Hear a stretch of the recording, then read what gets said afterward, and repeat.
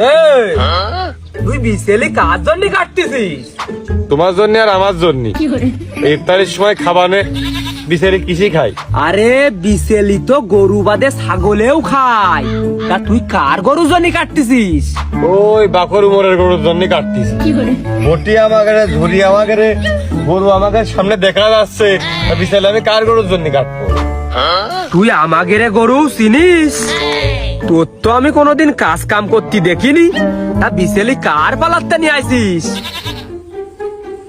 কুরমাইনের পালাতে, কুরমাইনের।